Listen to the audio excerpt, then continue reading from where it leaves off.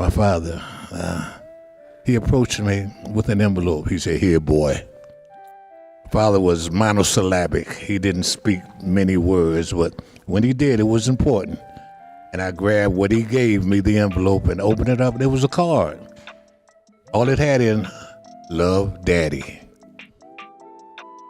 And I looked, I pulled one of the flaps back, and I saw something. I said, "Oh, my Lord." It was a $20 bill. And then a cop car pulls up. Hey, boy, stop right there." We stopped. I had my hands on the wall like this. He patted me down. He said, "You don't have anything on it?" I said, "No, sir, I don't." And he went to my back pocket and he said, "What's that?" I said, "No, that ain't nothing. That's just," and he said, "Hold, turn around." And I felt him unbutton the button, go into my pocket, pull out the envelope. I turned around and I looked at him, and he was looking at me with that look. It let me know. I said, "Give me my money." He said, pardon my language, young folks, we said, "Get the fuck out of here, nigga." He walked me through exactly how close he was to really beating the shit out of someone for no reason whatsoever, except the person was just kind of giving him a hard time. I want to be the devil's advocate and ask, like, what do you guys think about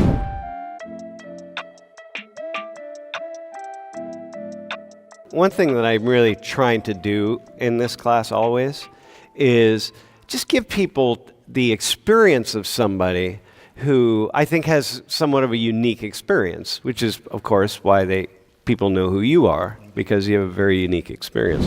Is being in the penitentiary for 52 years. And I was. I went into the penitentiary in 1969, long before any of you were even dreamt of. Probably before your mothers and fathers may have been born. But I went into penitentiary in 1969, July 18th, and man walked on the moon, July 20th, 1969. Where I was at, we didn't know man walked on the moon. And we wouldn't know that for another 2 years. Although I want to add, there are a lot of other people who are incarcerated who are hungry for education, and man, it could be here. They're not here, but you're not so well, you're very unique, and you're not so unique. You know what I mean? That I don't want people to think like, "Oh my God, this Irvin he's the only person like him who could sit up here and talk in the way that he does," right? And so this is about experiences matter. And you have a story about one of your very first run-ins with the police and how that shaped you. I was 12 the day before it happened. I was 13 on this particular day because it was my 13th birthday. Now, in my community, I don't know if this happens in any other communities, but in my community, when you turn 13 as a boy, it's a coming-of-age kind of experience, rites of passage. Very important. It was the first birthday party I had ever had in my life when I turned 13, and I was waiting for that. And I had my party. I had a 13th birthday party, invited my friends, people from the neighborhood, and we had cake and ice cream and balloons, and they sang happy birthday, and I was overjoyed. A little boy, I was overjoyed. I had to hold it in because I was a boy, and boys were taught or socialized that we don't show emotions like unnecessarily. So I held it in. But, I was floating. And my father, he approached me with an envelope. He said, "Here, boy." Father was monosyllabic. He didn't speak many words, but when he did, it was important. And I grabbed what he gave me, the envelope, and opened it up. There was a card. All it had in, "Love, Daddy." And I looked, I pulled one of the flaps back, and I saw something. I said, "Oh, my Lord." It was a $20 bill. Now, I know for you guys at this stage of your life, or even when you were 13, $20, what the? But this was in 1959, probably before your mothers and fathers, maybe even some of your grandparents were born. And I was turning 13 in 1959, and a $20 bill was enormous. Most money I had ever had in my entire life, a $20 bill. I stopped and looked at my father. He smiled and said, "That's for you, boy." I grabbed him, hugged him, said, "Thanks, Daddy." And I grabbed it, put it back in the card, folded the envelope, put it in my back pocket of my pants, which had a button on the back flap. I put it in there securely, tightened that button, closed it, and commenced with the rest of my party, which was wonderful. Now, some of my friends and I, maybe 8 or 9 of us, guys my age, we were going out to the park later on that day. The park lay maybe 8 or 9 blocks away from my house, which is about a mile and a bit. So we were going to the park, and they had no idea that I had this kind of money. I said this kind of money because I was going to treat everybody. Ice cream, sodas, pretzels. We were going to have a ball. And this is all I had in my mind.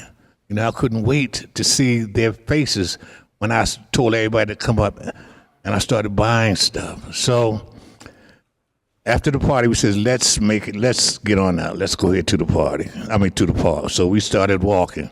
We had gotten maybe halfway, about 4 blocks, and we were walking on, I don't know if any of you are familiar with Philadelphia. It was Diamond Street. It's a nice, wide street, very spacious, tree line.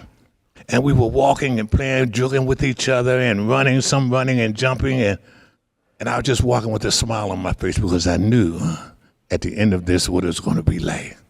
I said, oh. And then a cop car pulls up. Hey, boys, stop right there. We stopped. And he came over. He said, get against the wall. But 8 or 9 of us, we were standing against the wall like this. I had no idea what was going to take place. He said, spread your legs, put your hands on the wall. And we had seen it done. So we adopted the pose.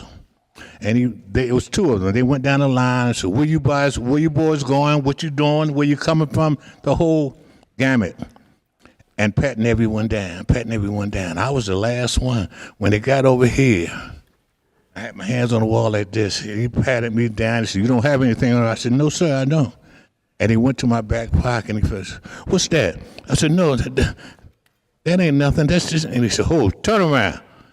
And I felt him unbutton the button, go into my pocket, pull out the envelope.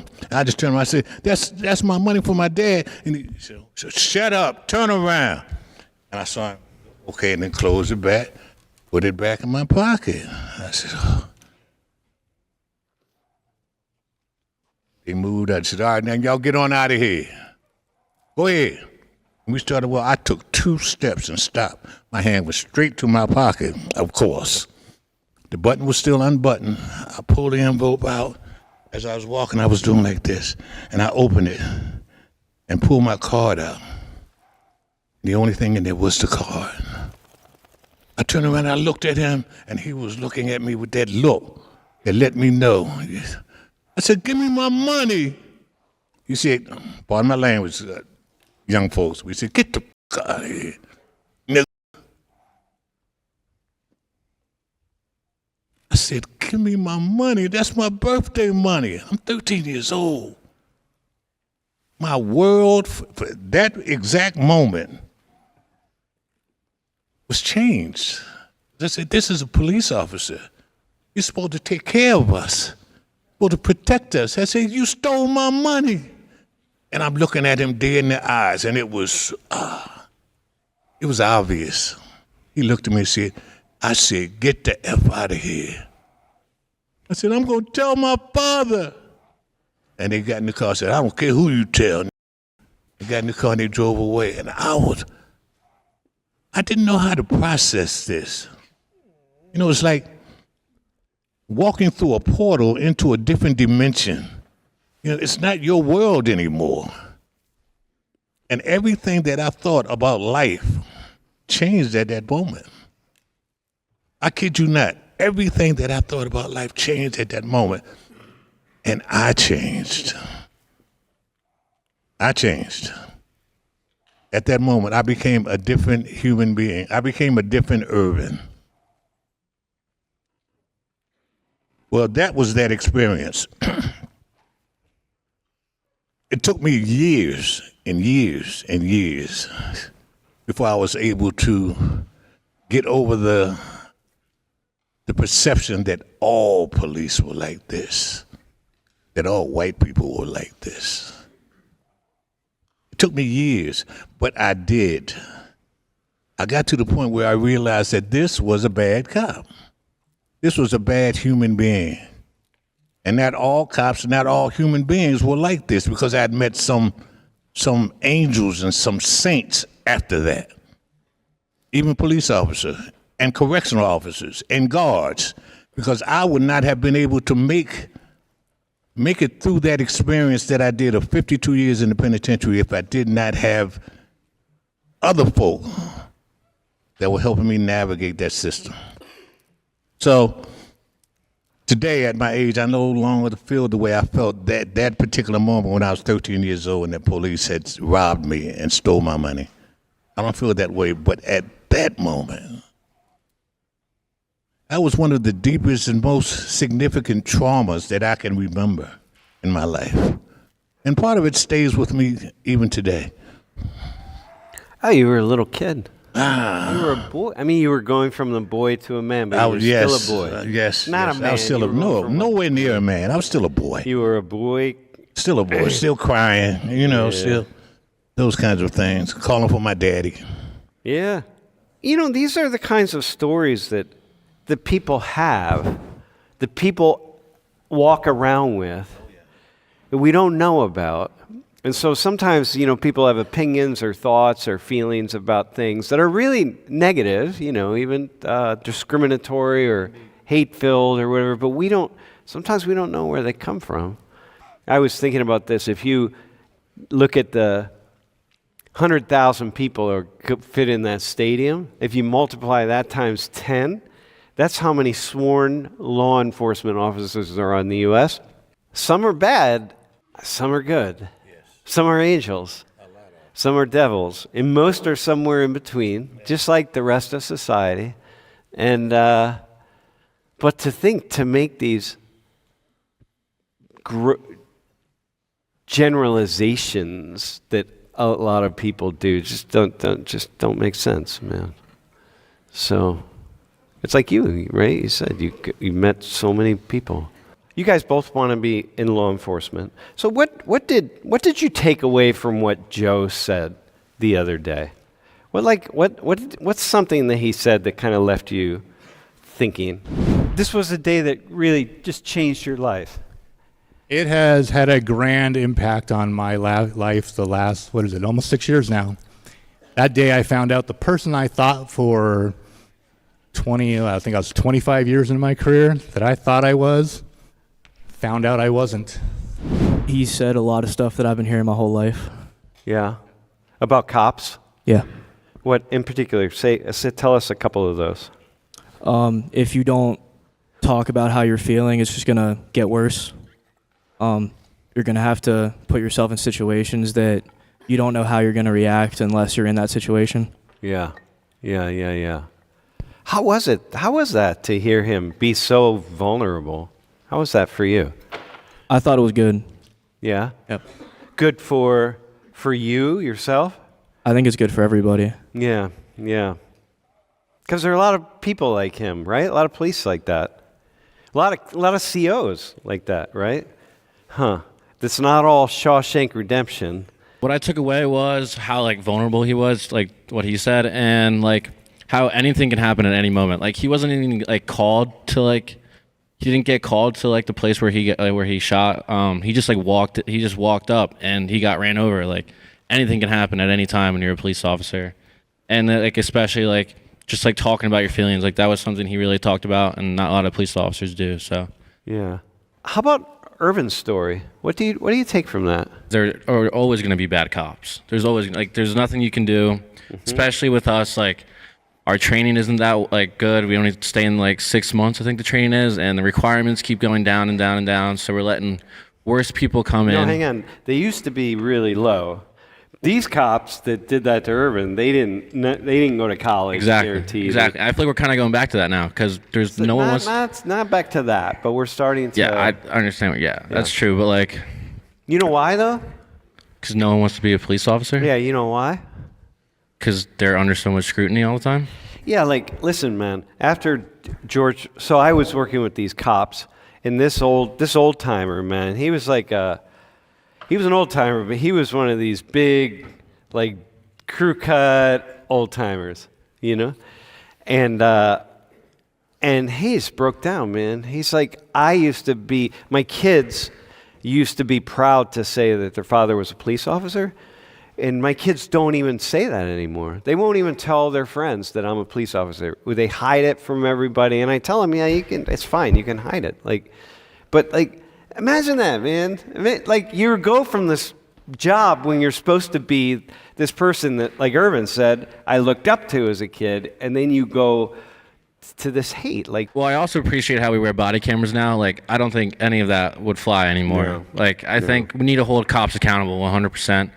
And I don't know, I think sometimes cops are just like aggressive and rude for no reason. And it really shows because they like encounter the public every single day. So, yeah.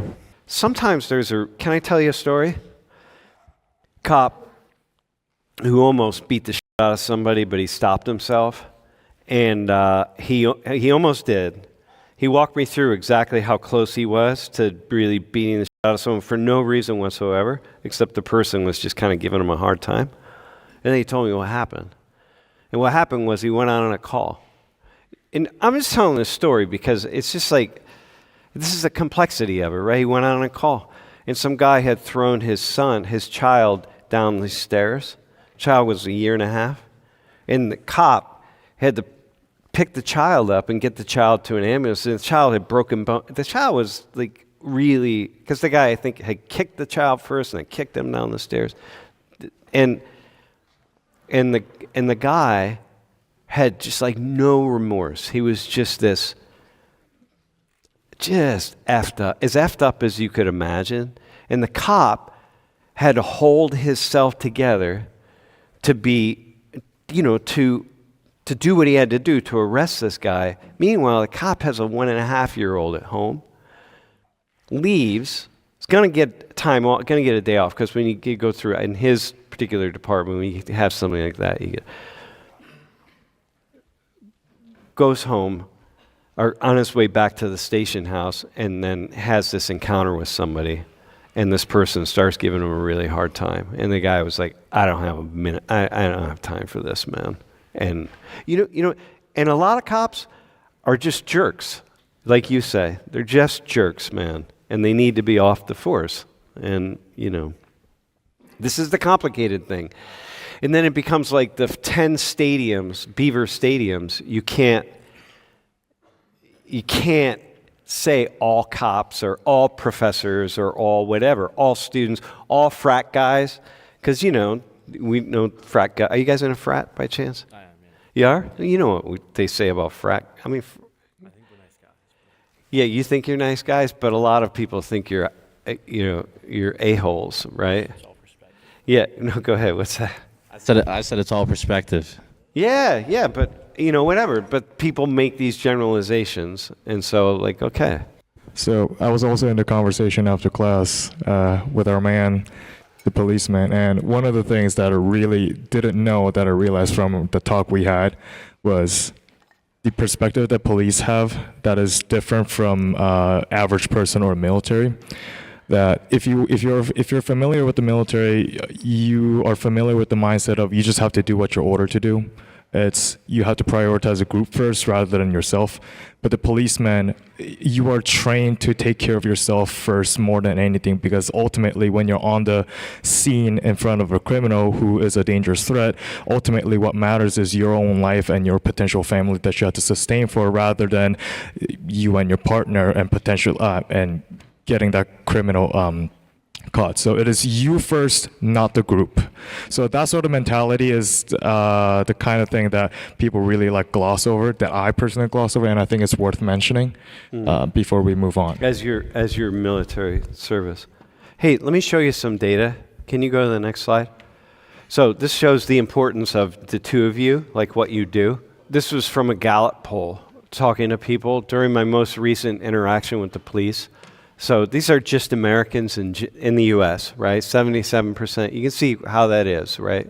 23% are saying it wasn't overall positive, which says, okay, what's that say? You know what I mean? Well, it's generally an encounter with the police isn't necessarily going to be positive at all. If you're having an encounter, this one I was treated fairly. Everybody said 85 together. People who they polled who were black said 71. I was treated fairly compared to white people. That's a 19% difference, man. Now, some of that is perception, right? Some of it's perception. If you perceive that you're going to be treated that way, then you're going to be treated that way. But also, when you see that number, like, how do you, as two white guys, like, what's that say? I don't think it's right. I think a lot of it has to do with policy and over-policing in underprivileged areas. Or just not even underprivileged, but yeah. And also, I feel like negative experiences with police stick in your head a lot longer than positive experiences do. So it's something you think about, like the issue of race and discrimination and discriminatory behavior and so on. You're thinking about that. 100%, yeah. Same with you, bro? Yeah. Like, I don't know. I feel like, I don't know the exact statistics, but I feel like overwhelmingly, like, the amount of police officers are white in this country. I'm not sure on that. And I don't know. I think a lot in the South too. They like, I don't know. I think they have like this predetermined notion of like who is a criminal and who's not a criminal, and it kind of stays in their head. And I guess that affects these numbers. Well, yeah. I mean, it's one thing, right? But it's interesting that you guys are thinking about that. I'm not going to. It's just interesting you're thinking about that. That's all. I'll just leave it at that. I want to be the devil's advocate and ask, like, what do you guys think about only being 19% difference? Because conventionally, we always talk about how black people are treated unevenly. And, just from a colloquial standpoint, it almost sounds like every police interaction with black people are mistreatment. Yeah.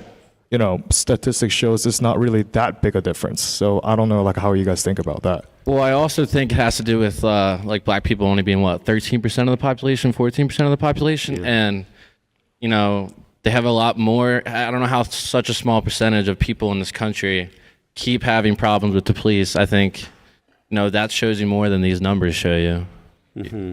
Well, and the crime rate's higher among black Americans too. I think that also has to do with the system more than it has to do with like anything else. Dude, be careful. You're sounding like the guy that when you just said that right there, that's like the reason that the whole current administration would want to shut my class down, because you just talked about systemic inequality, and I'm not allowed to talk about that.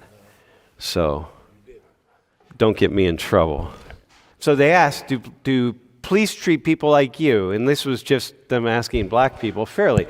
So when their most recent interaction with police was positive, 91% said yes. But when it was negative, 41% said yes. Like that, this goes to what you guys just said, right? Your experience is going to shape who you are and what you think about. It's like, damn, man. That's why everything you do, every interaction you have, has consequences when you're a cop. Every single one, man. That's a lot of pressure. What was the biggest culture shock when I got out of prison? I wanted 2 all-beef patties, special sauce, lettuce, cheese, pickles, onions on a sesame seed bun. Yeah. And I'd wanted that for over 35, 40 years. When I had the opportunity, that's the first meal that I tasted. and it wasn't what I thought it was going to be. I'll just say that. Yeah, dude. There you go. That's the culture shock. You think if this thing's so big and so important, it must taste pretty good. All right, man.